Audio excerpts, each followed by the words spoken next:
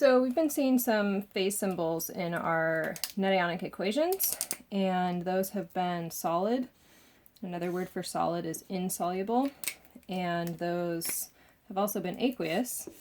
And another word for aqueous is soluble. So when we talk about substances being soluble or insoluble, specifically we're going to be looking at ionic compounds.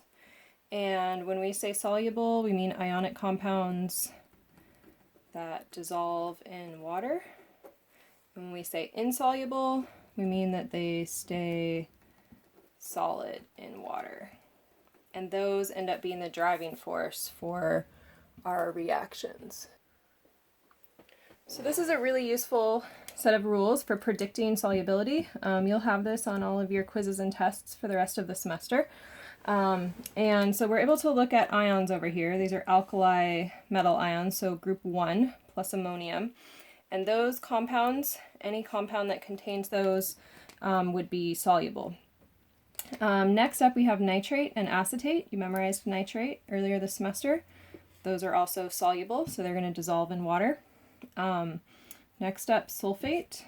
Sulfates are soluble, but here we start to see some exceptions. And so exceptions means that those compounds are going to be solid when you put them into water.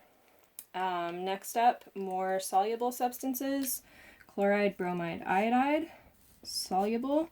But again, we see some exceptions, and that's going to be when we have silver, mercury, lead, cool stuff like that. So those would be solid. Silver, those compounds are going to tend to be insoluble or solid.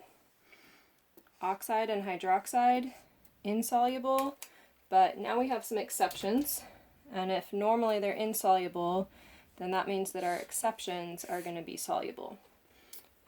More insoluble, sulfates, chromates, all of these ions are insoluble, but for each of them we see a pattern here. Those group 1, sometimes group 2 metal ions remain water soluble.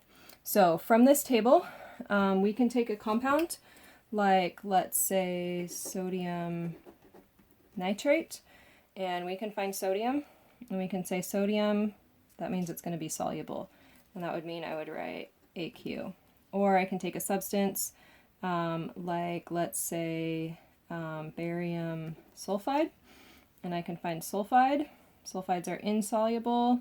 Exceptions are these ions and alkaline earth metal ions. That's barium, so that means that this is also going to be aqueous. But let's say that I had aluminum sulfide. That would be with the trend because it's not one of the exceptions here, so that would be a solid. So that's how we're going to go ahead and use this table as we move on to our next topic.